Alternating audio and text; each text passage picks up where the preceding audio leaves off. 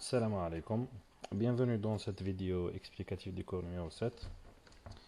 Euh, je vais être rapide, bref plutôt, dans l'explication de ce cours. Donc je vais uniquement m'intéresser aux informations les plus importantes. Donc le cours numéro 7 c'est le suite. Donc le cours numéro 7 c'est la suite et la fin de la série relative à la révolution industrielle. Nous allons évoquer quelques éléments, notamment un fait qui est la rupture entre l'architecture et la construction, le développement de la situation de l'architecte dans le domaine de la construction d'une manière générale, la construction métallique et les premières utilisations de l'acier et du fer en construction, et les nouveaux édifices, c'est-à-dire les nouveaux édifices en relation avec les nouveaux besoins en architecture. Donc tout d'abord, cette période, notamment avec les nouveaux matériaux. Quand on dit nouveaux matériaux, on va entendre directement l'acier. Donc elle a fait une rupture entre la notion de solidité, cette notion très ancienne développée par Vitruve, qu'il appelait Firmitas. Oui, la solidité, c'est quelque chose qui est en relation avec la dimension. C'est pour cela on trouve des colonnes qui ont un aspect monumental gigantesque, donc elles sont résistantes et formellement, c'est-à-dire en niveau forme, elle a une certaine largeur, une certaine proportion qui lui confère une certaine solidité. Avec les nouveaux matériaux, on peut avoir des éléments très fins, très hauts, mais aussi très solides, ce qui nous permet d'avoir des éléments fins aussi au niveau couverture et qui nous assure la couverture d'une grande surface. Par rapport aux notions classiques, c'est-à-dire avec la pierre, avec les voûtes en bois et briques, etc. Donc les dimensions et les éléments de construction étaient très épais. Maintenant, on peut travailler de la construction avec des éléments plus fins. Bien sûr, cela nous a permis de faire une rupture avec les logiques classiques de stabilité. C'est-à-dire la logique classique de stabilité, qu'on a un élément qui supporte d'autres éléments par le bas. On a des parties qui transmettent les charges directement vers le sol. Avec les porte-à-faux, maintenant, on peut avoir des éléments qui n'ont pas de support vers la fin. وهذو les éléments كامل, c'est-à-dire les porte-à-faux, les grandes portées, les structures métalliques, etc., sont travaillées par les ingénieurs. Donc il faut comprendre que durant cette période, l'architecte il est un peu en recul, il laisse beaucoup plus la place aux ingénieurs. Donc la relation entre l'architecture et la construction, c'est qu'avant l'architecte il était lui-même constructeur. Donc on n'avait pas besoin d'une très grande technicité pour construire. Donc le savoir relatif à la construction n'était pas très important. Par contre, avec les nouvelles techniques et les nouveaux moyens, il y a un corps qui doit assurer le savoir-faire pour la construction. Donc il y a une action, je dis d'aller, il y a l'étude des structures, c'est-à-dire comment trouver les moyens de construire. Ceci nous amène à une nouvelle division de travail, c'est-à-dire qu'au niveau de la Renaissance, on a l'architecte qui s'appelle maître maçon, puis arja maître de l'œuvre, architecte. Avec la révolution industrielle, mais quand je une seule personne qui intervient. Maintenant, on a toute une nouvelle division de travail, faire l'architecte qui a une tâche particulière, le constructeur qui a une tâche particulière et l'ingénieur. Et qu'on a également les industriels. Donc, dans les premières phases, l'architecte c'était beaucoup plus un artiste, puis un artiste avec des logiques rationnelles, mais maintenant, c'est un architecte. Et il a un autre rôle, c'est la coordination entre les deux autres corps du métier. C'est ce qu'on appelle la division de travail. Ok. Donc, comment sont réparties les tâches? L'architecte, c'est le maître de l'œuvre. L'ingénieur, c'est tout ce qui est technique de construction, de structure, calcul, etc. Et les constructeurs, ça regroupe les industriels, les maçons, les charpentiers, etc. Deuxième élément important au niveau de cette conséquence, c'est-à-dire cette nouveauté, c'est qu'on a une nouvelle définition du monument. C'est-à-dire avant, le monument architectural, c'était quelque chose avec une échelle grandiose et elle nécessite la mobilisation de masse, c'est-à-dire beaucoup d'ouvriers pendant une longue durée. Si on dit que les pyramides sont un monument, là, les temples romains, c'est monumental, c'est parce que les dimensions sont grandes, ça nécessite beaucoup de main-d'œuvre et une durée de construction très longue. Maintenant, avec les nouveaux moyens de construction, les nouveaux matériaux, donc on peut construire des structures très importantes, c'est-à-dire des méga structures, dans un temps relativement très court. Donc on peut construire quelque chose de très grand, c'est monumental, mais pas forcément dans la description, la définition d'auparavant. Et bien sûr, tout ça, c'est à l'honneur des constructeurs, des ingénieurs, parce que c'est grâce à leur structure, à leur technique de construction, que cela est possible. Donc l'architecte, petit artiste qui s'intéresse uniquement aux éléments décoratifs, etc., se met petit à petit à l'ombre. Donc l'architecte a qu'un fait, c'est rare, mais les deux autres corps du métier. Au niveau progrès technique, on parle tout d'abord du nouveau enseignement de Nicolas Louis Durand, c'est un Français qui a travaillé avec Boulay. Je suis allé à l'architecte visionnaire Étienne Louis Boulay. Et dans cette approche de Durand, on s'intéresse à l'économie dans la construction. Et on veut parler de quelque chose qui est la standardisation. Pour ce faire, qu'est-ce qu'il a proposé Durand? Il a proposé un catalogue de formes et éléments modulaires. Pour simplifier toujours, pas la conception, mais la construction. Donc on va voir un catalogue, c'est-à-dire là par exemple, au niveau d'une entrée principale, vous avez différentes dispositions des colonnes tout autour du mur de la façade principale. Et donc si on va construire, on va choisir un de ces types et on va l'appliquer et l'adopter. Durand propose des programmes pour des nouveaux bâtiments qui n'ont pas de modèle auparavant. Parce que il y avait des nouveaux édifices. Les nouveaux édifices, il n'y a pas de référence historique. Donc, Durand, il a essayé de faire des efforts pour proposer des programmes. Et pour lui, la standardisation intelligente, c'est utiliser un nombre d'éléments bien connus, mais pour avoir des résultats riches et variés. C'est-à-dire la standardisation selon Durand, c'est pas la même logique de standardisation au niveau des cités ouvrières. Oui, on a le même projet, le même bâtiment, même façade qui se répète à l'infini, ce qui donne un résultat monotone qui n'est pas très intéressant. Donc pour Durand, il faut travailler avec un nombre peu important d'éléments, mais il faut qu'on ait des solutions riches et variées. C'est pour ça que le catalogue là, avec un seul type de colonne, on peut avoir une très grande variété. Pareil, donc au niveau de son catalogue, il a proposé des traitements pour les angles, des traitements pour les arcs, les arcades, les colonnades, pour les frontons. On a un nombre d'éléments très réduit, c'est-à-dire c'est les mêmes éléments qui se répètent, mais avec des dispositions différentes. Donc pareil pour le logement, il a proposé des villas et des maisons qui ont pratiquement le même plan, c'est-à-dire le contour, les dimensions, les éléments, etc. Mais avec quelques petites modifications, on peut ressortir avec des façades différentes. Donc ceci pour faciliter la construction et avoir des résultats variés avec peu d'éléments.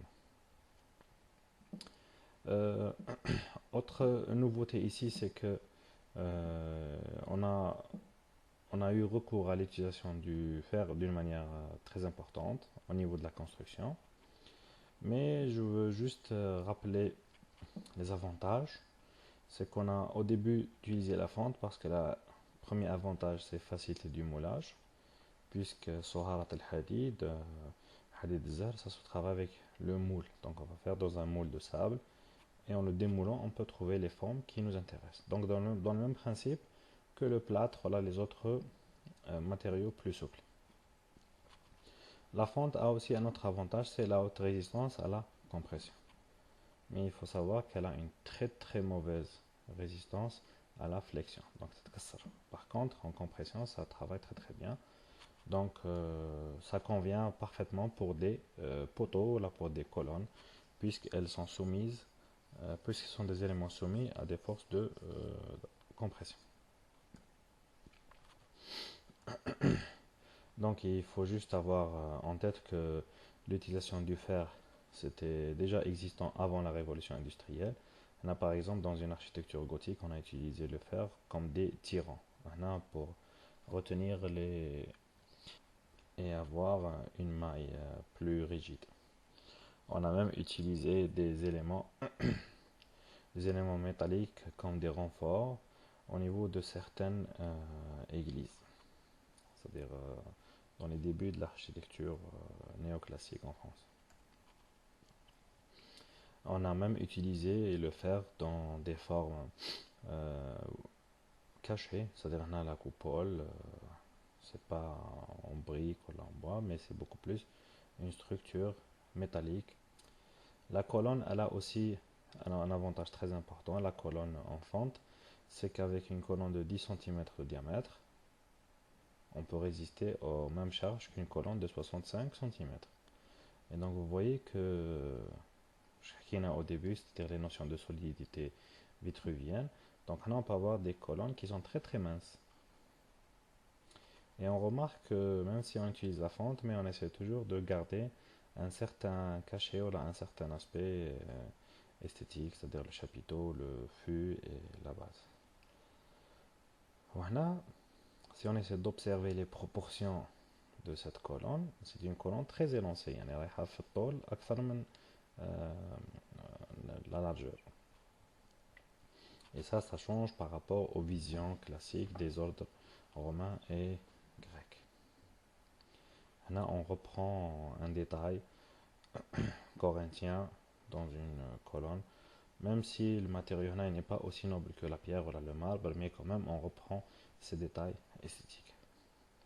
Et on remarque qu'on peut, si le besoin est nécessaire, on peut jumeler plusieurs petites colonnes fines pour avoir une résistance accrue. Et on reprend des formes existantes auparavant. Par exemple, on a l'arc brisé d'une architecture gothique, par exemple. Par la suite, on a utilisé la structure métallique, notamment l'acier. Et le premier bâtiment, l'un des premiers bâtiments à avoir utilisé ce matériau, c'est l'usine de chocolat de Meunier. La structure, elle est apparente au niveau de la façade et elle essaie de structurer les murs en maçonnerie pour leur offrir plus de rigidité. Et remarquez que même si le bâtiment il est situé sur un cours d'eau, le fer il va être soumis à des agents agressifs, notamment la corrosion, donc SADA, mais ça prouve que ce matériau il a certains avantages. On observe ici le porte-à-faux, c'est carrément toute une trame, elle est en porte-à-faux, et ça c'est un avantage indéniable.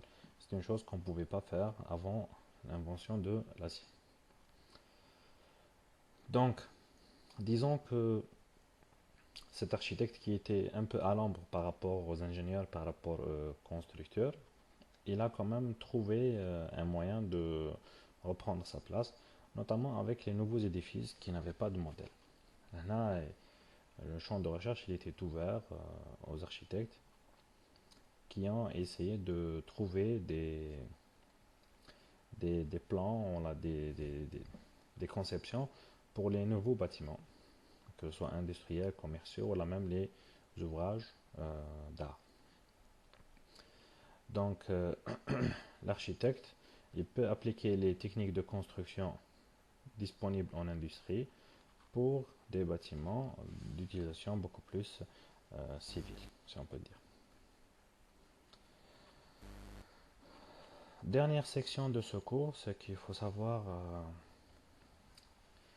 qu'après la révolution industrielle, il y a eu de nouveaux besoins de nouvelles fonctions, et ça nécessité de nouveaux édifices.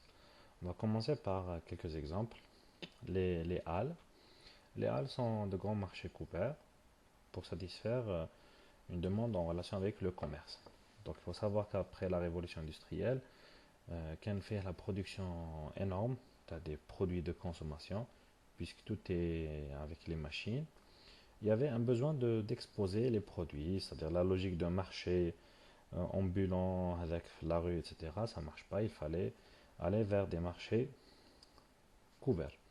Donc le programme c'est quoi? C'est un espace libre qui facilite l'accès à la circulation avec un éclairage naturel suffisant.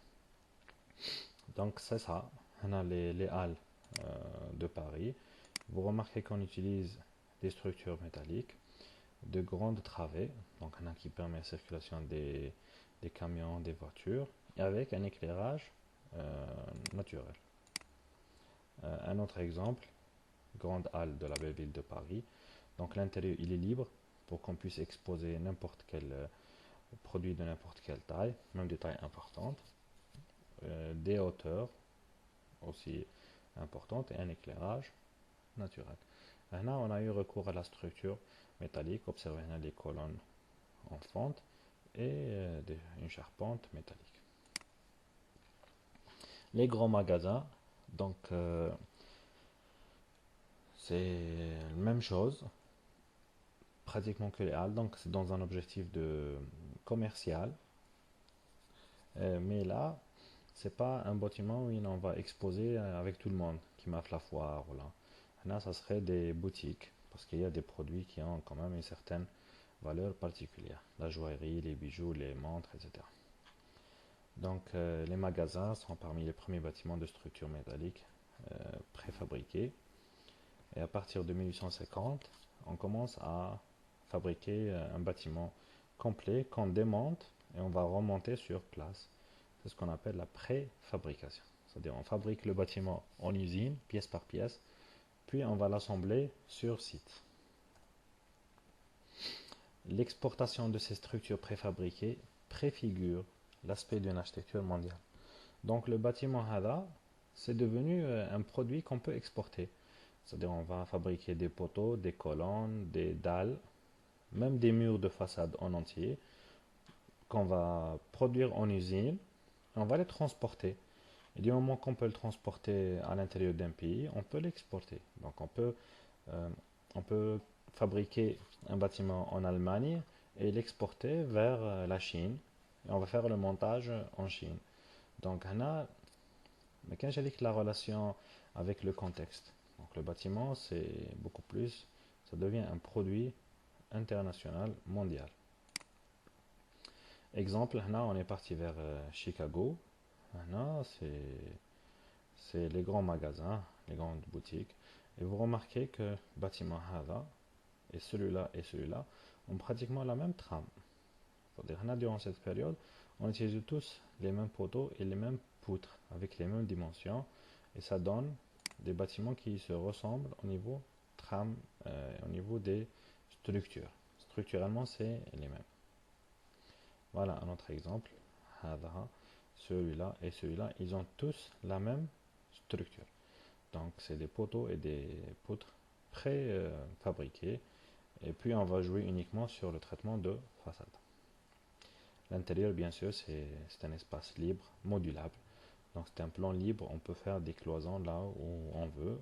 On n'est pas gêné par des murs porteurs puisqu'on a la structure, elle est en poteau poutre.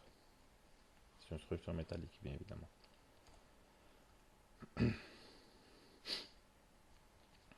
Un autre nouveau type d'édifice qui a vu le jour, c'est les galeries. Voilà les passages couverts. Là, c'est surtout en Italie. Donc, on a commencé à couvrir des rues. Donc, c'est une rue, c'est un bâtiment. Un autre bâtiment, c'est une route, une voie mécanique qui est devenue une voie piétonne. Et grâce à la structure métallique, on peut couvrir cette partie. Donc, ça, c'est une galerie très connue à Milan et on a les marques de haute gamme. Donc là, vous remarquez que on a pratiquement deux, deux approches. Une approche très historique avec des éléments décoratifs. euh, on reprend les arcades romaines, etc. Et là, dans la partie supérieure, quelque chose de plus contemporain, entre crochets, on peut dire plus moderne, avec le verre et le métal. Les grandes gares, donc c'est aussi un bâtiment qui a vu sa naissance durant cette période. Et le besoin, c'était grâce au chemin de fer. Il y a un chemin de fer, qui a un train, voyageurs, donc il y a forcément une gare. Donc la gare, par rapport à ce besoin, c'est-à-dire l'entrée et la sortie des trains, une surface très grande, il n'y a pas beaucoup de poteaux, etc. Donc on a directement réfléchi vers la structure métallique, puisqu'elle peut répondre à ce besoin. Mais utiliser le fer n'était pas quelque chose de très facilement admissible. Donc au début, on n'a pas accepté d'intégrer ou d'utiliser une structure métallique, puis une gare, il y a pratiquement la porte de la ville. On s'est dit que ça nécessite quand même quelque chose de plus présentable. Et vous voyez, là, c'est le quai, c'est-à-dire la partie réservée pour l'arrivée des trains, etc. C'est une structure métallique. Le besoin, c'est le besoin qui dicte ça, puisqu'il faut libérer toute cette surface. Et un autre exemple, là c'est en Algérie. Et là, l'architecte, il a eu quand même une intervention très intelligente. C'est-à-dire il fallait jouer quand même pour ne pas faire une rupture avec la ville, il faut garder une relation avec la ville. Je parle de la gare, je parle de l'aspect de façade de la gare. Donc on a divisé les tâches. La partie structure métallique, elle est travaillée par les ingénieurs, et la partie accueil, réception, guichet, etc., elle est travaillée par les architectes, d'une manière générale. Donc nous assistons à une juxtaposition de styles. Un style historique, qu'il soit néoclassique, néogothique, néoroman, n'importe quel style, et une autre moitié de bâtiment qui est une structure métallique. Donc si on remarque, Euston Station à Londres, donc ça c'est la partie visible au niveau de la ville, donc une architecture néoclassique. Donc on s'inspire on a le néo-grec, on voit les doriques sans base, quelque chose de facilement adapté, acceptable. Et dans la partie derrière, on a une structure métallique. Un exemple, la gare du Nord à Paris. Donc la partie en relation avec la ville. Donc on marque les arcades, des statuettes, des pilastres, des colonnes ici. Donc c'est quelque chose de très historique, facilement accepté. Et derrière, c'est le house que vous voyez avant. Et derrière, on insère la partie qui n'est pas visible aux piétons. Et à la partie elle est métallique. Donc on cache la grande verrière et les quais par un bâtiment facilement insérable pour assurer cette continuité urbaine et ne pas afficher la structure métallique. Et là, la gare du Nord, c'est-à-dire c'est le même bâtiment, derrière, voilà ce que vous avez. Donc des colonnes en fente et une couverture, et là c'est la partie historique. Un autre exemple, St. Pancras Station à Londres. Donc ce que vous voyez ici, c'est une partie historique de la gare et qui cache derrière la partie métallique. Et une vue de l'intérieur. Et petit à petit, avec le temps, on a commencé à avoir un peu de courage. On a commencé à afficher la structure métallique au niveau de la façade. Donc, tout ça pour dire que l'avènement de ce matériau n'était pas facile à accepter par tout le monde. Il fallait aller graduellement. Et petit à petit, on a commencé à travailler la partie métallique qui est visible et sans problème et facilement insérable dans le contexte urbain. Voilà pour l'essentiel de ce cours. Je vous remercie pour votre attention et à la prochaine séance, Inch'Allah.